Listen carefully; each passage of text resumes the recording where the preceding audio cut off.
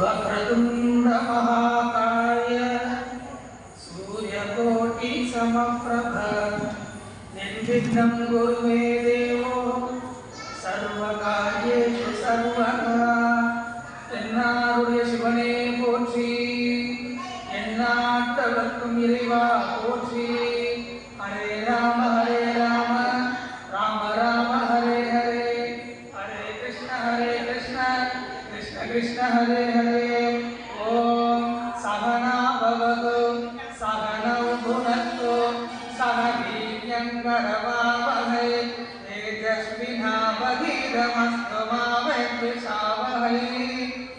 ஓம் சாந்தி சாந்தி சாந்தி. ஹரி ஓம் ஸ்ரீ குருभ्यो நமः. ஹரி ஓம்.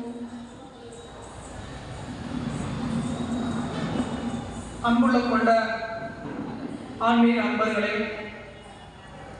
கண்ணியம் மிக்க இந்த மடத்தினுடைய கமிட்டியார், மேலும் நிர்வாகஸ்தர்கள், பொதுமக்கள், எனக்கு இங்கே பேச வாய்ப்பளிக்கக்கூடிய தலைவர், பொருளாளர், செயலாளர், மெயினாக நம்ம சபாபதி அவர்களுக்கும் எனக்கு எல்லா பேரும் தெரியாது, இருந்தாலும் மொத்தமாக நேரம் காலம் கருதி, ஏன்னா பிறகுற காலகட்டத்தில் நேரம் தான் முதல் கடவுள், அதை மனசில் வச்சுக்கிட்டு ஏன்னா எனக்கு தெரிஞ்ச ஒரு சில விஷயங்களை மட்டும் உங்ககிட்ட கொஞ்ச நேரம் மட்டும் ஷேர் பண்ணியா நினைக்கிறேன். கோதை பிறந்த ஊர், கோவிந்தன் வாழும் ஊராகிய ஸ்ரீவில்லிபுத்தூர்ல இருந்து இங்கே எனக்கு இங்கே வரணும் இருக்கு வச்சுக்கோங்களேன். இங்கே வந்து உங்களெல்லாம் பார்க்கணும், பக்தி செய்யணும் அப்படிங்கிறது இருக்கு, சித்தம், அவன் சித்தம். இன்னைக்கு பார்க்க போற தலைப்பு நவராத்திரியும் நவதா பக்தியும் தான் தலைப்பு. நான் ரொம்ப நேரடியா தலைப்புக்குள்ள போடான்னு நினைக்கிறேன். பக்தின்னா என்ன, அந்த காலத்துல எப்படி பக்தி பண்ணாங்க, இந்த காலத்துல எப்படி பண்ணிட்டு இருக்கோம், என்ன நடந்ததுங்கிறத பத்தி ஒரு சின்ன சின்ன விஷயங்கள் தான். ஏகம் சத் விப்ரா பகுதா வதந்தி, இது ஒரு ஸ்லோகம். இருக்கு ஏகம் அப்படின்னா ஒருவன், இறைவன் வந்து ஒருவன் தான். முனிவர்கள், சித்தர்கள், பெரியோர்கள் எல்லாம் நம்ம என்ன பண்றோம் அப்படின்னா அவருக்கு நிறைய பேர் வச்சு வணங்குறோம். சிவன், மகாவிஷ்ணு, நிறைய பேர், முருகன், அம்பாள் சொல்லி நிறைய பேர் விட்டு வணங்குறோம். ஆனா இதனுடைய கொள்கை என்ன, நம்ம நோக்கம் என்ன அப்படின்னா அந்த இறைவன் ஒருவனை அடைவதுதான். அதான் அழகா சொல்றது. சின்ன உதாரணம், ஒரு இருட்டு அறை, வீட்டில் வந்து ஒரு இருட்டு அறை உள்ள போறோம், வெளிச்சம் வேணும். அந்த காலத்தில் மின்சாரம் இல்லாமல் இருந்தாங்க, எல்லாம் அப்படி இல்லை. கொஞ்ச நேரம் கரண்ட் போயிட்டாலும் உசுரே செல்லு இல்லைன்னு வச்சுக்கோங்களேன், அவ்வளோதான், ப்ரெஷர் ஏறிடுன்னு சொல்லுவோம். இருட்டு அறை, அந்த இருட்டு அறைக்குள்ள பார்த்தீங்க அப்படின்னா சுவிட்சை தேடும், சுவிட்ச் எங்கேயோ இருக்கும், அது தொடங்கிட்டே போவோம், வெளிச்சம் இல்லை. அப்போ ஒருத்தர் என்ன பண்றாரு, டக்குன்னு செல்போன் எடுத்து அந்த லைட், இது ஒரு வழி, சுவிட்ச் தெரிஞ்சிடும், சுவிட்சை போட்டலாம். இன்னொருத்தர் வீட்டை இருந்து அம்மா மெழுகுவர்த்தி ஏற்றி இந்தா அப்படின்னு வச்சுருந்தோம் இல்லையா. ஒருத்தர் டார்ச் எடுத்து காட்டுவா. நோக்கம் என்ன, அந்த ஒரு சுவிட்சை போடுறது தான். போட்டா என்ன ஆகும், வெளிச்சம் வந்துடும், அவ்வளவுதான். இதுதான் பக்திங்கிறது. எப்படி செய்யணும், அதுக்கு நிறைய வழிகள் இருக்கு. எது எப்படியோ இறைவனை, அவனுடைய திருப்பாதங்களை அடைய வேண்டும் என்பது என்பதுதான் நம்மளுடைய முழு நோக்கம். இப்போ நவராத்திரி வந்து ரொம்ப சிறப்பா இதெல்லாம் வந்து பார்த்துட்டு இருந்தேன். கிட்டத்தட்ட ஒரு 2 மணி நேரமா பார்த்துட்டு இருந்தேன். அழகான நடனங்கள். ஒன்று தெரிஞ்சுக்கோங்க, பக்திங்கிறது நாம மட்டும் இறைவனை வேண்டி நமக்கு என்ன வேணும் அதை கிடைச்சிருக்குன்னா அப்படியே முடிச்சுட்டு போறதில்ல, எல்லாரையும் சேர்த்து கொண்டு போகணும். அதுதான் பக்தி. இப்போ நவராத்திரி என்னன்னு தெரியும். இதை பத்தி நான் ரொம்ப விளக்கமா சொல்லணுங்கிற அவசியம் இல்லை. நவராத்திரி வந்து நிறைய நவராத்திரி இருக்கு. சித்திரை மாசம் நவராத்திரி கொண்டாடுவோம், வசந்த நவராத்திரின்னு சொல்லுவோம். ஆடி மாசம் ஆயிட்டு ஆஷாட நவராத்திரின்னு சொல்லுவோம். இந்த 9 நாள் மட்டும் கிடையாது. இப்போ நான் கொண்டாடுறது இந்த சாரதா நவராத்திரி. ஆனால் இப்போ பிப்ரவரி மாதத்தில் வரும். இந்த 9 நாள் என்ன பண்றோம்? அம்பாளை வேண்டோம். 9 நாள் 3 பிரிக்கிறோம். துர்கா, லக்ஷ்மி, சரஸ்வதி, அலைமங்கள், கலைமங்கள், மலைமங்கள் பிரிச்சுக்கிறோம். 3 சக்தி. ஆளுக்கு 3 நாள். சிவனு கூட ஒரே ராத்திரி தான், சிவராத்திரி மட்டும்தான். பெருமாளுக்கும் ஒரே ராத்திரி தான். என்னது? வைகுண்ட ஏகாதசி. ஆனால் அம்பாளுக்கு மட்டும் 9 ராத்திரி. சிறப்பு. இது பெண்களுக்கு உண்டான, குழந்தைகளுக்கு உண்டான ஒரு அழகான விழா. அற்புதமான கலர்ஃபுல்லாக இருக்கும் பொம்மைகள். ஒரு விஷயம் யோசிச்சுன்னா புரியும். நவராத்திரி வந்து அம்பாளுக்காக தான். ஆனால் எல்லா பொம்மையும் வச்சுருக்கோம். நாயன்மார்கள், ஆழ்வார்கள், சித்தர்கள், சாய்பாபா, என்னென்ன கடவுள் இருக்கும், பிரம்மன், சிவா, விஷ்ணு, எல்லா அவதாரங்களையும் பொம்மை வச்சிருப்போம் இல்லையா? அந்த ஒரு சிறப்பு உண்டு. இப்படிப்பட்ட ஒரு நவராத்திரி பஜனைகள் பாடுறோம், கீர்த்தனைகள் பாடுறோம், மந்திரங்களை காதால கேட்கிறோம், திருநாமங்களை உச்சரிக்கிறோம். சிறப்பு எத்தனையோ உண்டு. வாழ்க்கையினுடைய தத்துவத்தை அழகா அந்த ஒரு 9 படியில செஞ்சு வச்சிருக்கோம் பெரியவாங்க. அந்த ஒரு அற்புதமான ஒரு திருவிழாவா அந்த நவராத்திரி கொண்டாடுறோம். நவராத்திரி தலைப்புக்குள்ள போயிட்டு நினைக்கிறேன்.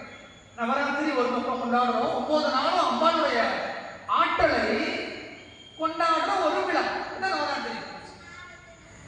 அடுத்து நவதா பக்தி எப்படி கொடுத்துருக்கேன். நவதா பக்தி, நவவித பக்தி.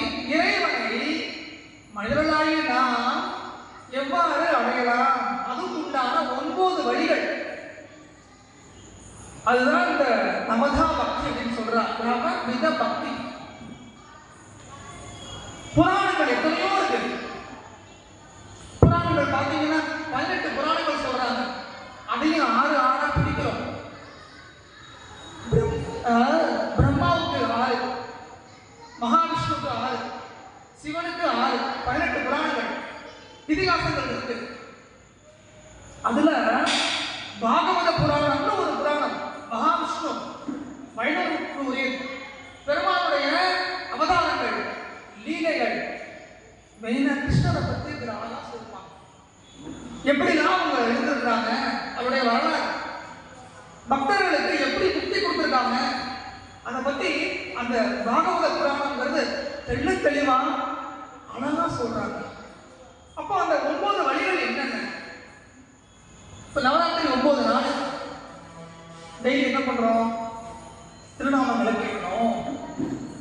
என்ன மாதிரி நிறைய பேர் வருவாங்க, சொற்பொழிவெல்லாம் பண்றாங்க, காது கொடுத்து கேட்கிறோம் இல்லையா? அது ஒரு வழி. இது என்ன சொல்றாங்கன்னா சிரவணம்னு சொல்றாங்க. சமஸ்கிருதம் என்ன சொல்றோம்? சிரவணம். இறைவனை பத்தி கேட்கிறது, காதோட கேட்கிறது. இறைவன் யாருன்னே தெரியல, எனக்கு நம்பிக்கை இல்லைன்னா என்ன கேட்பாங்க? கேட்க முடியாது. ரொம்ப நேரம் உட்காரவும் முடியாது. இறைவனை பற்றி கேட்கணும் ஃபர்ஸ்ட். அதுதான் சிரவணம்னு சொல்றாங்க. அடுத்த வழி 2வது வழி கீர்த்தனம். கீர்த்தனைகளை பாடுறோம். சொல்லாத நாளில்லை சுடர் மிகு வடிவேலா சுவையான அமுதே செந்தமிழா. நிறைய பாட்டுகள்லாம் இருக்கு, கீர்த்தனைகளா இருக்கு. புல்லாங்குழல் கொடுத்த மூங்கில்களே எந்தன் புருஷோத்தமன் புகழ்பா. இறைவனை கீர்த்தனைகள் மூலமா வழிபடணும். இதுக்கு பேர் என்ன சொல்றோம்னா கீர்த்தனா. முதல்ல சிரவணம் பண்றோம், நினைக்கிறோம், நாமங்களை நினைக்கிறோம், கீர்த்தனையா பாடுறோம் இல்லையா? அடுத்தது ஸ்மரணம். இறைவனை பற்றி ஒரு நாளைக்கு ஒரு நிமிஷமாவது தியானிக்கணும். மனசை நினைச்சு என்ன செய்யணும்? பிரார்த்தனைகள், நாமத்தை நினைக்கணும், சிந்தனை கடவுளுக்கு மேல வைக்கணும். இதுதான் ஸ்மரணம் அப்படிங்கிறான். அடுத்து பார்த்தீங்கன்னா பாத சேவனம். இறைவனுடைய பாதங்களுக்கு சேவகம் செய்வது. அதுல நல்ல உதாரணம், இந்த மாதிரி ஃபங்க்ஷன் நம்ம அரேஞ்ச் பண்ணி பெரியவாளா கூப்பிட்டு அவங்களுக்கு சேவகம் பண்றது, இது ஒரு பெரிய சேவகம். நிறைய விழாக்கள் நடத்துறது. ஒரு அன்னதானம் பண்றா கோயில்ல, நம்மளால என்ன உதவ முடியும்? மக்கள் தொண்டே மகேசன் சொல்லுவோம், சொல்லிட்டே போலாம். பாத சேவனம். இறைவனுடைய பாதங்களை முழுவதுமாக நம்பிக்கையோடு பற்றி கொள்ள வேண்டும். பாத சேவனம். அது மட்டும் போதுமான அர்ச்சனைகள்லாம் பண்ணணும். அர்ச்சனைங்கிறது என்ன? கோயிலுக்கு போய் ஐயா என் பேருக்கு அர்ச்சனை பண்ணுங்க. யாருக்கு அர்ச்சனை? நமக்கா சாமிக்கா தெரியல. நிறைய பேர் படிக்கிறாரு. சாமிக்கு தான் அர்ச்சனை பண்ணணும். நம்மளை படைச்சவர் யாரு? சாமி தானே. அவனுக்கு தெரியாதா நம்ம யாருன்னு? நம்ம நஷ்டம் தெரியாதா? நம்ம பேர் தெரியாதா? அவர்கிட்ட போய் ஆனா நல்லா கவனிச்சு பாருங்களேன். ஐயர் வந்து சொல்லுவாரு, அர்ச்சனை பண்ணுவாரு. அர்ச்சனை நமஸ்காரம் யாருக்கு பண்ணுவோம்? சாமி பேரு தான். நான் சொல்றோம் அப்படி பெருமையா சொல்லிக்கிறோம். நான் என் பேரு பண்ணுங்க, அவர் பேரு பண்ணுங்க, அதுதான் சாமிக்கு தான் அர்ச்சனை. பூஜை பண்ணலாம். ஐயா என்னால பெரிய லெவல்லாம் பெரிய பெரிய ஆண்டாள் மாலைலாம் வாங்கி போட முடியாது, அன்னதானம் பண்ண முடியாது, தங்கமோ வைடூரியமோ சாமி கொடுக்க முடியாது. பரவாயில்ல, ஒரே ஒரு இலை, ஒரு பழம், ஒரே ஒரு பூ, எதுவும் இல்லையா? தீர்க்கம் ஒரு சொல் தண்ணி வச்சா கூட அர்ச்சனை தான். அப்படிங்கிற அர்ச்சனா அது ஒரு வகையான ஒரு பக்தி. வந்தனம், இறைவனை வணங்க வேண்டும். சாஷ்டாங்கமா வணங்குறது வந்தனம். நான் முழுசா வணங்குதான். சிந்தனை, செயல், கர்மா, தொழில், வியாபாரம், நான் என்னென்ன பண்றோம் எல்லாமே உனக்கு தான் சமர்ப்பணம். சாஷ்டாங்கமா விழுந்து இறைவனை வணங்கணும். அதான் கோயில இருந்து வெளியே வரும்போது இல்லையா, பலிபீடத்துக்கு முன்னாடி கொடிமரத்துக்கு முன்னாடி என்ன பண்ணுவோம்? நமஸ்காரம் பண்ணிட்டு தான் வரணும். சாஷ்டாங்கமா விழுந்து நமஸ்காரம் பண்ணிட்டு வரணும். வந்தனம். கடைசி 3 பக்தி இருக்கு, ரொம்ப முக்கியமான பக்தி. தாசியம். இறைவனுக்கு நாம எப்படி இருக்கணும்னா அடிமை மாதிரி இருக்கணும். அந்த ஈகோங்கிறது நம்ம ஒண்ணு இல்லைங்க. அப்பா அம்மா சொல்லிக் கொடுத்த குரு, இவங்களை ஃபர்ஸ்ட் மதிக்கணும். பக்திங்கிறது இறைவனுக்கு பண்ற பக்தி மட்டும் பக்தி இல்லை. நம்ம என்ன கர்மா பண்றோமோ, நம்ம என்ன செயல் செய்யறோமோ, என்ன நினைக்கிறோமோ, என்ன செய்யறோமோ அதுவும் பக்தி தான். பெரியவங்களுக்கு நம்ம என்ன செய்யணும்? சேவை புரிய வேண்டும். வீட்டில் கஷ்டப்படுற பெரியவங்க இருப்பாங்க, உதவி பண்ணுங்க. தெருவில் பார்க்குறீங்க கஷ்டப்படுறாங்க, அவங்க சேவை பண்ணுங்க. அடிமையான தப்பு இல்லை இல்லையா? தாசியம் சொல்றாங்க. தாசியம் அடிமைத்தனம். நம்ம இறைவனுக்கு என்னைக்குமே அடிமைதான் அப்படிங்கிற ஒரு எண்ணத்தோடு நம்ம சேவை பண்ணணும். சத்தியம்னு ஒரு பக்தி இருக்கு. சத்தியம் இறைவனை ஃப்ரெண்டா பாவிக்கிறது, நண்பனா பார்க்கறது. இது உயரிய பக்தி. கடைசி 7வது ஸ்டேஜ். 8வது ஸ்டேஜ் 9 பக்தி சொன்னேன் இல்லையா? 8வது ஸ்டேஜ் என்னன்னா இறைவனை நண்பனாக பாவித்தல். இது நடக்குமா அப்படின்னா நடந்தது. இப்ப எத்தனை பேர் அப்படி இறைவனை நண்பரா பார்க்கணும்னு தெரியாது. கஷ்டம். இறைவனை நண்பரா பார்க்கணும். நம்ம கிட்ட என்ன குறைகள் இருக்கும், கஷ்டங்கள் இருக்கும், எல்லாத்தையும் நம்ம அவங்கள்ட்ட போய் சொல்லிடுறோம், சொல்லி கேட்கிறோம். சாக்கியம் இறைவனை நண்பனாக பாவித்தல். கடைசியில் என்னன்னா ஆத்ம நிவேதனம். தன்னை முழுக்கமாக இடத்தில் சமர்ப்பிக்கிறது. எல்லாமே நீதான் பார்த்துக்கோ, எல்லாமே நீதான். அது கடைசி ஒரு ஸ்டேஜ். இப்படி என்ன பண்றோம்? 9 வகையில பக்தி செய்யலாம் அப்படிங்கிறது பாகவத புராணம் வேதவியாசர் எழுதுற ஒரு புராணத்துல சொல்றான். இப்ப இது உதாரணங்கள் பார்க்கணும் அப்படின்னா நிறைய சொல்லிட்டே போலாம், அடிக்கிட்டே போலாம். செங்கன் சிறு சிறிதே எம்மேல் விழியாவோ. சின்ன உதாரணம், திருப்பாவையில் ஒரு வரி, செங்கன் சிறு சிறிதே எம்மேல் விழியாவோ அப்படின்னு சொல்லுவோம். மகாலட்சுமியோட கடாட்சம் நமக்கு வேணும் நினைக்கிறது. பெருமாளை வேண்டுறோம், அவனுடைய பாவங்கள்லாம் போகணும்னு சொல்லி பெருமாளை வேண்டும் வச்சுக்கோங்களேன், அவருடைய அருள் நமக்கு நேரத்தை கிடைக்குமான்னு கிடைக்காது அப்படிங்கிறோம். அவனுடைய வெளி நம்ம மேல படுறது கஷ்டம், அவ்வளவு சீக்கிரம் படாது. சிவனும் அதே மாதிரிதான், பிரம்மாவும் அதே மாதிரிதான், அவ்வளவு சீக்கிரம் நம்ம மேல வெளிப்பற்றாது. மகாலட்சுமி கடாட்சம் இருந்தா மட்டுமே கிடைக்குங்கிறது ஒரு சின்ன உதாரணம் மாதிரி. அந்த அம்மா நம்மளை பார்க்கணும், அவன் டோக்கன் கொடுத்தா தான் உள்ள ஏற்கும் போக முடியும். அதனாலதான் மகாலட்சுமிக்கு இவ்வளவு ஒரு சக்தி, பேராற்றல். லட்சணம் நிறைந்தவன் சொல்றோம். மகாலட்சுமி என்ன அர்த்தம்? லட்சுமினா என்ன? லட்சணம் நிறைந்தவன் அர்த்தம். செல்வம் மட்டும் கிடையாது, 16 வகையான செல்வம் இருக்கு, அதெல்லாம் அவதான் கொடுக்குறான். சொல்லிட்டே போலாம். இப்போ அந்த 9 வகையான பக்தி, சிரவணம், கீர்த்தனம், ஸ்மரணம், பாதார்ச்சன வந்தனா, தாஸ்ய, சக்கிய, ஆத்மா நிவேதனா. சின்ன சின்ன கதைகள் மட்டும் உதாரணம் சொல்லிட்டு அப்படியே போறேன். நேரம் காலம் கருதி சிரவணம், இறைவனை நம்ம டக்கு நினைக்கணும், இறைவனை நம்ம வேண்டணும், அவனுடைய நாமங்களை கேட்டா நல்லதுன்னு சொல்றோம். நம்ம சோம்பேறிங்க, நம்ம வீட்டில் நிறைய புக்ஸ் எல்லாம் வச்சிருப்போம், நிறைய கேட்போம். இப்ப யூடியூப்ல எல்லாம் வருது, நெட்ல எல்லாம் வருது, வந்துருது. ஆனா சோம்பேறி, அதுதான் நம்ம குரு வச்சு கேட்கிறோம். குரு என்ன பண்ணுவாரு? எல்லாத்தையும் படிச்சு இதாண்டா ஷார்ட்கட், இதான் சம்மரி, புரிச்சுக்கோ, இதை வச்சு நீ புரிச்சுக்கோ. அதான் குரு. அதான் டீச்சர் ஸ்கூல் போறோம் பண்றோம் இல்லையா? ரொம்ப சுருக்கமா சொல்லிடலாம்.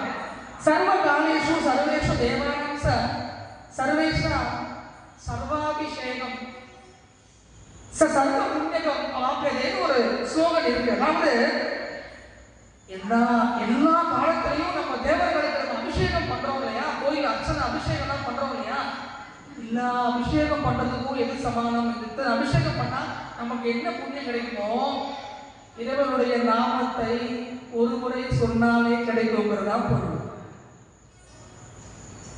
இதுதான் அர்த்தம். பரீட்சித்துன்னு ஒரு மன்னர் இருந்தார், பாண்டவ அரசன் பரீட்சித் இன்னும் ஒரு மன்னர், ரொம்ப கோபக்காரர். அவர் என்ன பண்ணார் தெரியுமா? ஆரம்பம் ஒரு நாள் வேலைக்கு போயிட்டு இருப்போம், தாகம் எடுக்கிறதுன்னு ஒரு ஆசிரமத்துக்கு போறாரு. ஷமிகா முனிவர்னு ஒருத்தர் இருந்தாரு, அவர் தியானத்துல உட்கார்ந்து போயிட்டாரு. அவர் அந்த ஆசிரமத்துக்கு போறாரு, தண்ணி வேணும், தாகம் எடுக்குது, போய் கேட்கிறாரு. ஆனா அந்த முனிவர் எதுவுமே கவனிக்காத மாதிரி வந்து தியானம் பண்ணிட்டே இருக்காரு. இந்த அரசர் பரீட்சைக்கு ரொம்ப கோவம் வந்துருச்சு. ஆனா ஒரு அரசர் வந்திருக்கேன் வந்து பார்க்க நீ பாட்டு தியானம் பண்ணிட்டு இருக்கேன் சொல்லி கோவத்தை என்ன பண்ணா தெரியுமா? செத்த பாம்பு இருக்கும் இல்லையா, உயிரற்ற பாம்பை அவர் மேல மாலை மாதிரி போட்டு அவர் அரண்மனைக்கு போயிடுறாரு. இதை பார்த்த அந்த முனிவரோட பையன் ஸ்ரீங்கின்னு பேரு, நம்ம அப்பா ஒரு முனிவர் பாம்பை போட்டு அரசன் போட்டு போறான்னு சொல்லி அந்த கோபத்துக்கு சாபம் விடுறாரு. 7 நாள்ல பாம்பு கடிச்சு நீ உயிரை விட்டு வேலை சாபம் விடுறாரு. இந்த அரசனுக்கு பயம் வந்துச்சு. உடனே ஒரு சுகதேவர் முனிவரை பார்க்கறாரு, இந்த மாதிரி அந்த பையனை சிரிச்சு சாபம் கொடுத்துட்டா 7 நாள்ல உயிர் போயிடும், எனக்கு பயமா இருக்கு, என்ன பண்றது? சாபம் தான். அந்த காலத்துல சாபம் விட்டா விட்டதான். இந்த காலத்துல யாரும் சாபம் விடுறது இல்லை, விட்டாலும் படிக்காது. காரணம் நமக்கே தெரியும், எல்லா சாபம் படிக்காது. நம்ம உண்மையா தான் படிக்கும். அந்த காலத்துல எல்லாம் உண்மையா இருந்தா இல்லையா? இந்த காலத்துல யாரும் ராமனே கண்டுபிடிக்க முடியாது இல்லையா? சாபம் விட்டு போயிட்டாங்க. அப்ப என்ன சொல்றாரு சுகதேவர்? சொல்றாரு, பாகவத புராணம்னு ஒரு புராணம் இருக்கு, 7 நாள் உட்கார்ந்து படிச்சுட்டு வா. 7 நாள் படிச்சோன்னா உனக்கு வாழ்க்கை பத்தின பயம் எல்லாம் போயிடும், உனக்கு முக்தி கிடைக்கும்னு சொல்றாரு. சார் நான் எங்க உட்கார்ந்து படிக்கிறது, எனக்குலாம் டைம் இல்லை, ஆட்சி பண்ணணும், நீங்களே படிச்சு எனக்கு சொல்லுங்கன்னு சொல்றாரு. அப்ப சொன்னதான் அந்த பாகவத புராணம். அதை பத்தி அவர் சொல்றாரு.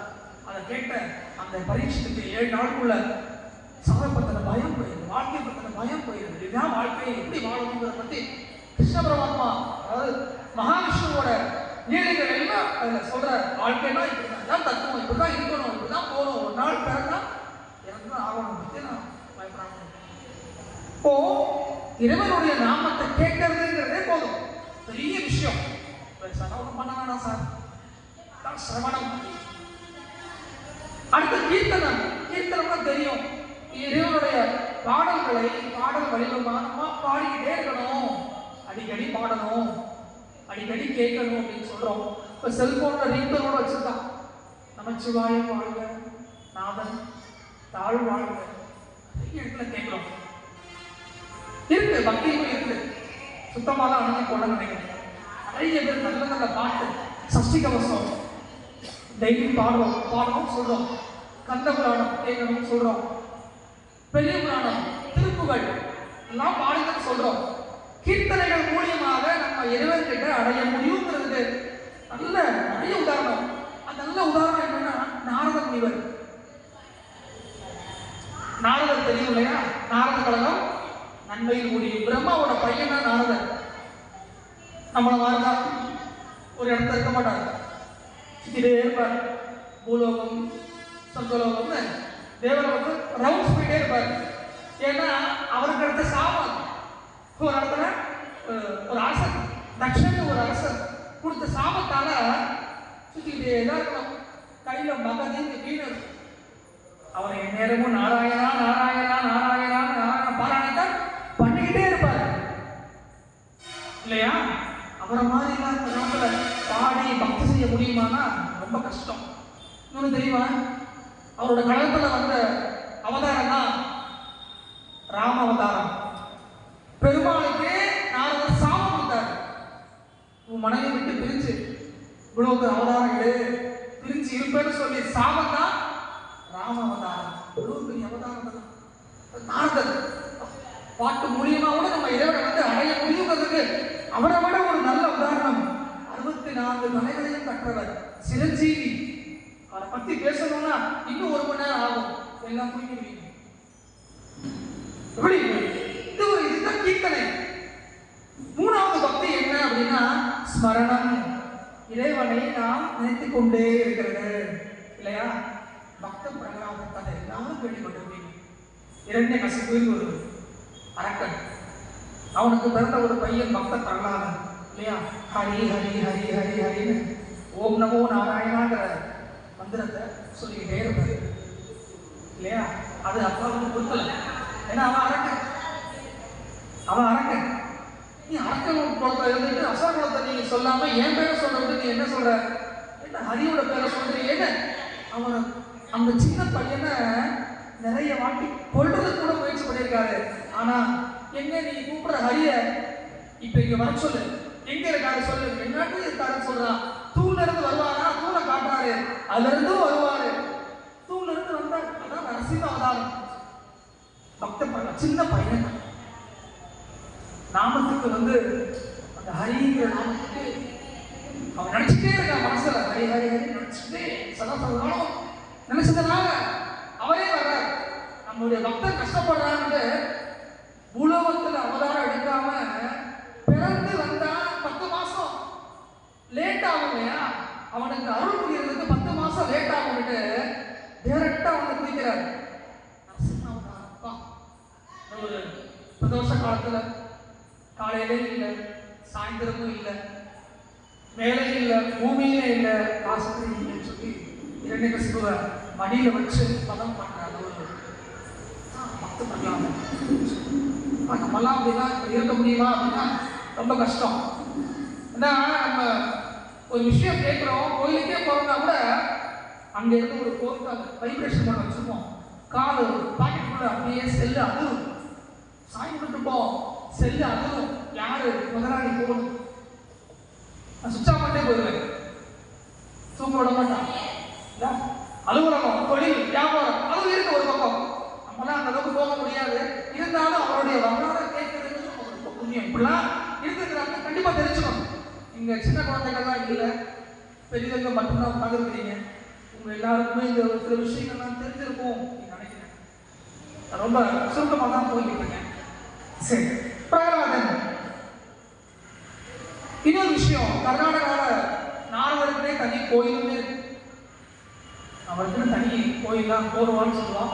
நாரதருக்கு அங்கே மட்டும்தான் கோயில் இருக்கு. உலகத்தில் அந்த ஒரு இடத்துல மட்டும்தான் கோயில் இருக்கு. ஒரு விசேஷமான ஒரு பக்தி. பாத சேவகம்னு சொல்றார். இறைவனுடைய பாதங்களுக்கு நம்ம என்ன செய்யணும்? சேவகம் பண்ணணும் அப்படிங்கிறார். இதுக்கு நல்ல உதாரணம் ராமாயணம் தான். எல்லாரும் சொல்ற ஒரு நல்ல ஒரு உதாரணம் இல்லையா? பரதன் 1000 ராமனுக்கு சமம். நம்ம ராமாயணம்னா ராமனை மட்டும்தான் ஹீரோவா பார்க்கணும். ஆனா அவரை விட முக்கியத்துவம் யாருக்குன்னா பரதனுக்கு உண்டு. 1000 ராமனுக்கு சமம். குணத்துல 1000 ராமன். அம்மா அப்பா கேட்கிறாங்க, நீ எல்லாம் அம்மாவா? எதுக்கு எங்க அண்ணாவை நீ காட்டுக்கு வனவாசத்துக்கு அனுப்புற? நீ தாயே இல்லை பேய். அது கோபம். என்ன பண்றான்? 14 வருஷம் அண்ணனுடைய அந்த பாதுகை வச்சு சேவகம் பண்ணிக்கிட்டே இருக்கான். மக்களுக்கும் எல்லாத்துக்கும் சேவகம் பண்ண ஆட்சி பண்றான். இப்போ அவனுடைய ஒரு பக்தியை நம்ம என்ன இப்போ பார்க்க முடியுமா அப்படின்னா ரொம்ப கஷ்டமான ஒரு விஷயம்தான் இல்லையா? பாத சேவனம். அடுத்து அர்ச்சனைன்னு சொல்றோம். அர்ச்சனை பண்ணணும், இறைவனுக்கு அர்ச்சனை பண்ணணும்னு சொல்றோம். என்ன பயங்கரம்னு சொல்றோம். நான் அப்பவே சொன்னேன், இறைவனுக்கு நம்மளால என்ன முடியுமோ அதை மட்டும் பண்ணாலே போதும். சமஸ்கிருதத்துல ஒரு ஸ்லோகன் இருக்கு. பத்ரம் ஒரு இலை, புஷ்பம் ஒரு பூ இல்லையா? பலம் அட்லீஸ்ட் ஒரு பழம் கூட கொடுத்தா கூட போதும். இது எல்லாமே இல்லையா? பக்தி பூர்வமா மனசார கொஞ்சம் தண்ணி கொடுத்தா கூட அதை நான் சந்தோஷமா ஏற்றுக்கிறேன், இந்த பக்தி ஏற்றுக்கிறேன் அப்படின்னு பகவான் சொல்றார் இல்லையா? சபரிங்கிற ஒரு வேடுவ பெண் ராமாயணத்துல ராமனோட பக்தை.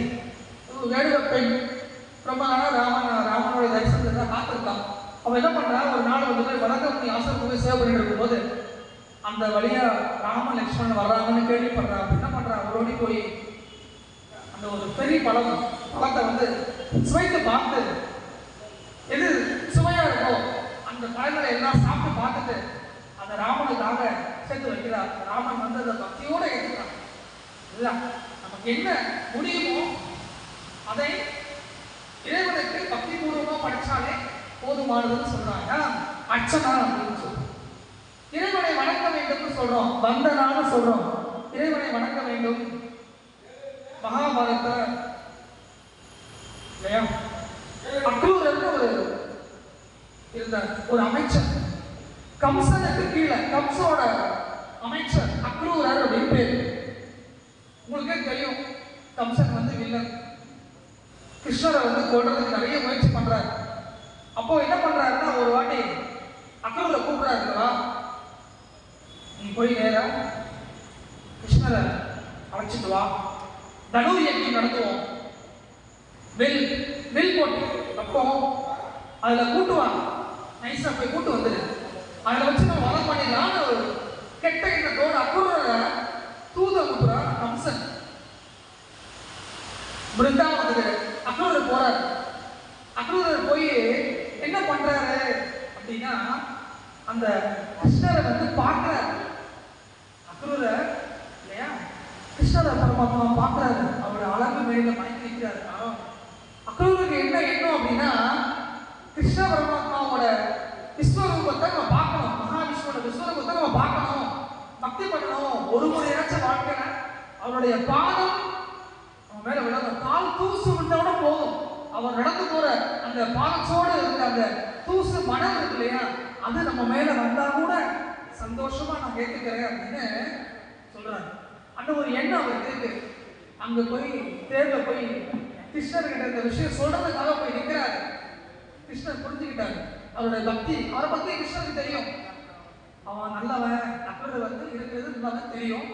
கூப்பிட்டு கட்டி அணைச்சு விஸ்வரூபத்தை கொடுக்குறாரு. பார்த்து கொடுக்குறாரு. தரிசனம் அவருக்கு கிடைக்குது.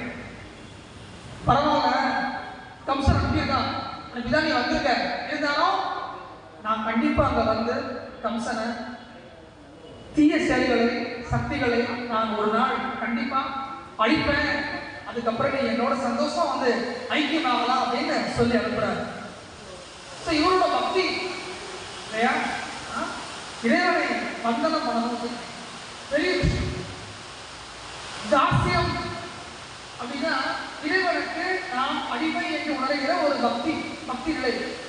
இதுக்கு ஹனுமன் தான் இல்லையா, ராமாயணத்துல ஹனுமனுக்கு மிஞ்சின பக்தியை எங்கேயா பார்க்க முடியும்னா ரொம்ப கஷ்டம். ஹனுமன் ஒரு சிரஞ்சீவி அடிமையா இருந்தார். விசுவாசி. சீதா கஷ்டப்படுறாங்க. அங்க போய் ஆறுதல் சொல்லி தற்கொலை பண்ணிட்டு போற இந்த சீதாவை மனசு மாத்தி, நான் இருக்கிறேன், நான் ராமன் அனுப்பியா வந்திருக்கேன், ராமனுடைய பரிசுத்த தூதன் நான் அதை கொடுத்த அந்த மோதிரத்தை கொடுத்து எத்தனையும் சொல்லலாம். அதுல ஒரு நாள் ஹனுமன் வந்து ராமரை ஃபர்ஸ்ட் வாட்டி பார்க்கறதுக்காக போறான். முதல் வாட்டி பார்க்க போறான். கிஷ்கிந்தையில வச்சு மீட் பண்ண போறாரு. ஒரு ஏழை பிராமண ரூபத்துல ஹனுமன் வந்து ராமனுடைய தரிசனத்துக்காக போறார், அருளுக்காக போறார்.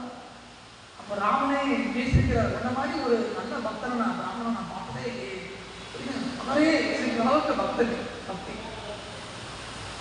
அந்த அளவுக்கு நம்மளால போக முடியுமா? முடியாது. சஞ்சீவி இல்லையா, லட்சுமணனுக்கு உடம்பு சரியில்லைன்னு ஒரு மூலிகையை கொண்டு வா கட்டளையிடுறாரு. நல்ல ஒரு தலைவனா ராமனை தெய்வமாவும் பார்க்கிறாரு, நண்பனாவும் பார்க்கிறாரு, நல்ல ஒரு தலைவனாவும் பார்த்தது ஹனுமனோட அந்த ஒரு பக்தி தான். அவர் மூலிகையை கொண்டு வர சொல்றாரு உடம்பு சரியில்லைன்னு சொல்லி. அந்த மூலிகையை தேட முடியல. என்ன பண்ணாரு, சஞ்சீவி மலையை மொத்தம் பலசாலி. அந்த அளவுக்கு ஒரு பக்திமான் அப்படின்னா ஒரு ஹனுமனோட பக்தி தாசியத்துக்கு நல்ல உதாரணம். நம்ம இப்ப உள்ள பண்ண முடியுமா? நல்லா கஷ்டம். ஒண்ணும் இல்லை, நமக்கு யாரு பாஸ்? நீங்க வியாபாரம் பண்றீங்க, தொழில் பண்றீங்க, தொழில் தான் கடவுள். நமக்கு யாரு தலைவனும் அவங்க இடத்துக்கு நம்ம உண்மையா இருக்கணும், விசுவாசியா இருக்கணும், உண்மையா நம்ம வேலை செய்யணும். எங்க வேலை பார்க்க உண்மையா இருக்கணும். சகாபதி சாரோட நான் தலைப்பு கேட்கும்போது நான் ஒரு தலைப்பு சொன்னேன், சாதாரணமாக சொன்னேன். அவரு சார் தலைப்பு நல்லா இருக்கு, இது பேசுங்க, ஆனா இது கொஞ்சம் மாணவர்களுமே இந்த அவரோட தொழில் ஒரு குட்டியை சொல்லுவோம் இல்லையா, அந்த செத்தையா காட்டுது. நன்றி சார். நம்ம சின்ன விஷயம் பண்ணா கூட அதுல ரொம்ப கவனமா இருக்கணும்ங்கிறதுக்கு ஒரு நல்ல ஒரு காரணம். நல்ல ஒரு மலை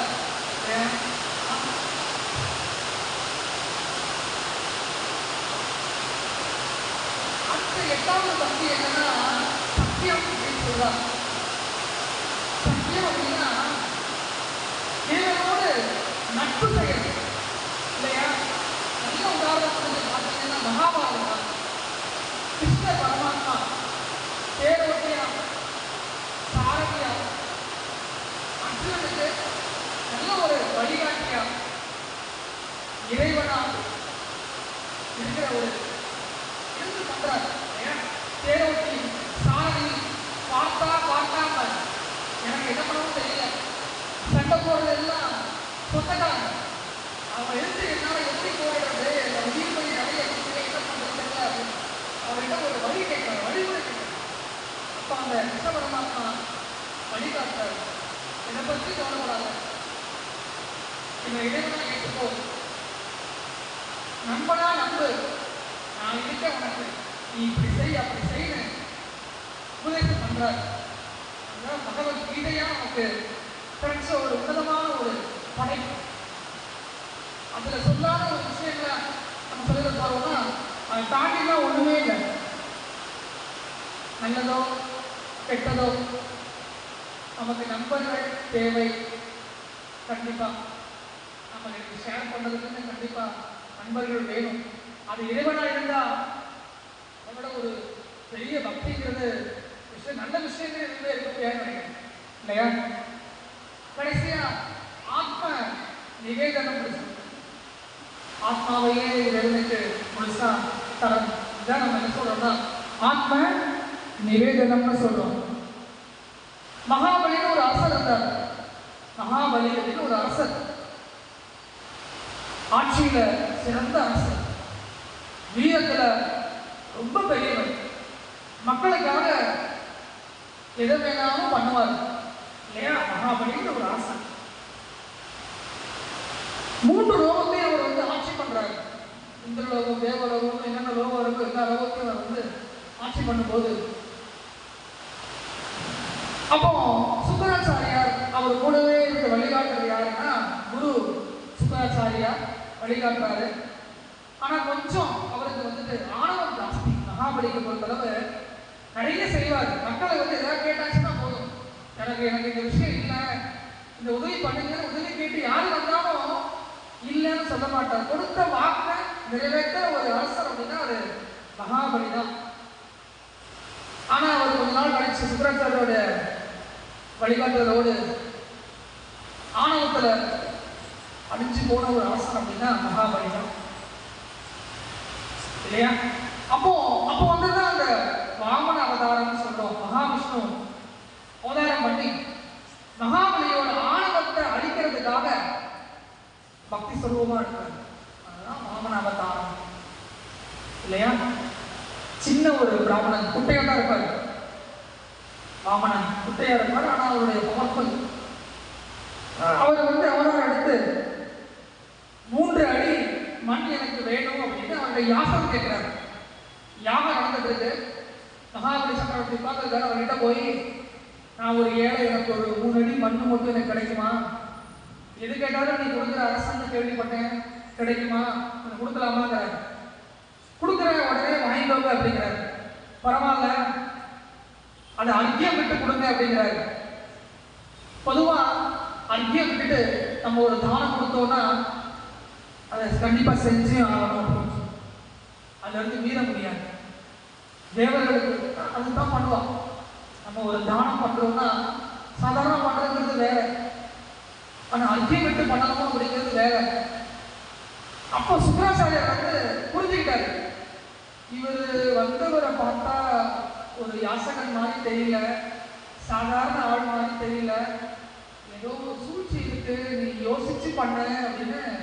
இது ஏதோ மகாவிஷ்ணுவோட விளையாட்டா இருக்கலாம், பார்த்து பண்ணு அப்படின்னு சொல்றாரு. இருந்தாலும் மகாபலி சொல்றாரு, இல்ல, கொடுத்த வாக்க நான் வரைக்கும் நான் மீறியதே இல்லை, எனக்கு மக்களுக்கு நான் செய்யறதா முக்கியம், அதுக்காக தான் நான் அரசனா இருக்கேன், அரசாட்சிங்கிறது முக்கியம், யாரா இருந்தாலும் பரவாயில்ல, சொல்லிட்டேன், நான் செய்யறேங்கிறாரு. அப்ப அந்த மகா கேட்கிறாரு, 1 அடி அப்படியே விஸ்வரூபம் எடுக்கிறார். பெருசா 1 அடி பூமியில வைக்கிறார். என்னோட அடிய தேவலோகத்தில் வச்சுட்டாங்க. 2 அடியை வச்சுட்டேன், இனி அடுத்து 3ஆவது அடி எங்க வைக்கிறது தெரியலையே, நீ 3 அடி தரேன்னு சொன்னீங்க, இப்ப நான் என்ன பண்றது சொல்லு அப்படிங்கிறார். அவருக்கு என்ன பண்ணணும் தெரியல. அப்படியே முடிஞ்சாரு. உங்க 3ஆவது பாதத்தை என்னுடைய தலைக்கு மேல வச்சுக்கோங்க அப்படின்னு சொல்றாரு. என்ன ஒரு அரசன் மகாபலி! ஏதோ ஒரு ஆணவம் இருந்தா கூட மக்களுக்கு தொண்டு செய்யணுங்கிறதுல அவனை மிச்சம் யாரும் முடியாது, மகாபலி முடியாது. அப்ப என்ன பண்றாருன்னா, பெருமாள் வந்து அந்த மேல பாதத்தை வச்சு, பெருமாள் பாதம் வச்சு அடுத்துனா என்ன ஆகும்? பாதாள லோகத்துக்கே போயிட்டான் மகாபலி. 7 லோகங்கள் இருக்கு பூமி கடியில தாண்டி 7ஆவது லோகத்துல கடைசி லோகத்து வரைக்கும் போயிட்டான். போகும்போது வரத்தை கேட்கிறான், ஐயா, ஏதோ ஆணவத்துல நான் அழுந்துட்டேன், பரவாயில்ல, ஆனா என்னுடைய மக்களை நான் அடிக்கடி வந்து பார்க்கணும், எனக்கு வருஷம் இந்த குலத்தை வந்து போகக்கூடிய அந்த ஒரு வரமாவது கிடைக்குமாங்கிறார். யாசம் கேட்கிறார், எனக்கு இந்த ஒரு உதவி பண்ணுங்க அப்படிங்கிறாரு. மகாவிஷ்ணுவும் சரி நான் கொடுத்துட்றேன், எடுத்துக்கோ, நீ உலகத்துக்கு ஒவ்வொரு வருஷமும் நீ வந்து போகலாம், ஒரு நாள் வா, வந்துட்டு போ. அதுதான் திருவோணம். ஓணம் பண்டிகை கொண்டாடுறவங்க அந்த நாள் திருவோணம் அன்னைக்கு வந்து போ. கேரளாவில் ரொம்ப ஃபேமஸான ஒரு விழா. மகாபலிக்காக கொண்டாட வாழ்க்கை சிறப்பு பக்தி கொண்டாடு. அதான் ஓணம் பண்டிகை வந்து ரொம்ப வெகு சிறப்பையான நவராத்திரி எப்படியோ அங்க ஒரு நாள் ஓணம் திருவோணம் வந்து சிறப்பு. இப்படி சொல்லிட்டே போலாம். ஸ்ரவண கீர்த்தன ஸ்மரணா, ஸ்ரவண கீர்த்தன ஸ்மரணா, பாத சேவன அர்ச்சன இல்லையா? பாத சேவன அர்ச்சன வந்தனா தஸ்ய சாக்கிய ஆத்ம நிவேதனாங்கிற ஒரு 9 வழி. இவருடைய ஆற்றலோடு நாம் எப்படி கலக்கலாம், இறைவனோடு எப்படி ஐக்கியமாகிறதுங்கிறதுக்கு தான் இந்த 9 வழிகள். அதுதான் அந்த பாகவத புராணம் ரொம்ப எளிமையா அதெல்லாம் சொல்லப்பட்டிருக்கு. நவராத்திரிங்கிறது சும்மா நம்ம ஒரு பொம்மை வச்சோம், 4 பேரை கூப்பிட்டோம், நைவேத்தியம் பண்ணோம், ஒவ்வொரு நாளும் ஒவ்வொரு கலர் வேற வச்சிருக்கோம், ஒவ்வொரு நாளுக்கு என்ன நைவேத்தியம் படைக்கிறவங்க இருக்கு. துர்காவுக்கு 3 நாள், லட்சுமிக்கு 3 நாள், சரஸ்வதிக்கு 3 நாள், மகேஸ்வரி, வைஷ்ணவி, சாமுண்டி, நிறைய பேர் அம்பாளி வச்சு வேண்டோம் எல்லாம் செய்யறோம். இது என்னன்னா ஆத்மாவுக்கு ஒரு தாகம் இருக்கு, அதுதான் பக்தி. பக்தினா என்னன்னா சிம்பிளா சொல்லிடலாம். பக்திக்கு எத்தனையோ ஒரு உதாரணங்கள் சொல்றோம். பக்தினா உண்மையான பக்தி என்ன அப்படின்னா ஆத்மாவில இருந்து வரக்கூடிய ஒரு தாகம் தான் பக்தி. அதை எப்படி அணைச்சுக்கணும், அந்த இறைவனோடு நம்ம எப்படி ஐக்கியமாக இருக்கக்கூடிய 9 வழிகளை தான் அந்த புராணம் சொல்லியிருக்கு. பகவத்கீதையை விட ஒரு உயர்ந்த புராணம் எதுதான் பாகவத புராணம். இந்த 9 வழிகள் மூலியமா நாம் இறைவனை அடைய முடியும் என்ற நம்பிக்கை எல்லோருக்கும் வர வேண்டும். நம்மளுடைய 5 புலன்களை அடக்கி, ரொம்ப கஷ்டமான விஷயம், 5 புலன்களையும் அடக்கி கெட்ட எண்ணங்களை அழித்து நம்மால் முடிந்த அளவு இதற்கு சேவைகளை புரிந்து, அது எந்த ரூபத்தில் வேணாலும் செய்யலாம். சேவைகள் அதுக்கு ஒரு கணக்கே கிடையாது. சேவைகளை புரிந்து அந்த இறைவனோடு நாம் இறுதியில் ஐக்கியமாக வேண்டும். இது ஒரு குழந்தை மாதிரி வச்சுக்கோங்க. குழந்தை எழுந்த உடனே ஓட முடியாது.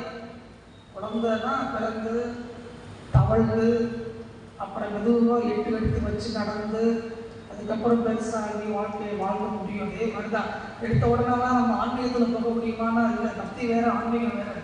பக்தி வேற, ஆன்மீகம் வேற. நிறைய விஷயங்களை செய்யறதுங்கிறது நம்ம ஆன்மீகம் சொல்றோம். நம்ம இறைவனை பற்றி பேசுறது சேர்த்தா ஒரு பக்கம் இருக்கு. பக்திங்கிறது அதை தாண்டி இறைவனோடு உண்மையா கலக்கிறது தான் பக்தி. அதெல்லாம் மெதுவாக தான் ஸ்டெப் பை ஸ்டெப்பாக தான் போக முடியும். இறைவனை பற்றின நாமங்களை கேட்டு, பாடல்களை பாடி, மந்திரங்களை சொல்லி, அர்ச்சனைகளையும் பூஜைகளையும் செய்து பாதத்தில் விழுந்து வணங்கி இறைவனோடு நாம் கலக்க வேண்டும் இல்லையா? அதுதான் உண்மையான பக்தி. வான்முகில் வளாது பெய்க, வலிவளம் சுரக்க, மன்னன் போர்முறை அரசு செய்க, குறைவில்லாத உயிர்கள் வாழ இல்லையா? குறைவில்லாத உயிர்கள் வாழ வேண்டும், நான்மறை அறங்கள் ஓங்க வேண்டும், கற்றவன் வேள்வி மல்க வேண்டும், மேன்மைகள் சைவ நீதி உலகெல்லாம் விளங்க வேண்டும் என்று கூறி எனக்கு பேசுறதுக்கு இந்த ஒரு நல்ல ஒரு தலைப்பை, எனக்கு ஒரு வாய்ப்பை கொடுத்த எல்லா விழா பக்தியாருக்கும், இத்தனை நேரம் பக்தி சொற்பொழிவு நிறைய விஷயங்களை இன்னைக்கு கொண்டு ஷேர் பண்ண நினச்சி வந்த நேரம் காலம் இல்லாதனால இன்னொரு நாள் நான் முழுமையாக நிறைய விஷயங்களை ஷேர் பண்ணுவேன். கண்டிப்பாக என்னோட வாய்ப்பு கொடுத்து நன்றி. எல்லாரும் பக்தி செய்து முடிஞ்ச அளவுக்கு நல்லா வாழணும் அப்படின்னு வாழ்த்த மனிதர்கள் இருந்தாலும் இறைவன்கிட்ட வேண்டி விடைபெறுகிறேன். நன்றி. ஹரி ஓம். நம சிவாய.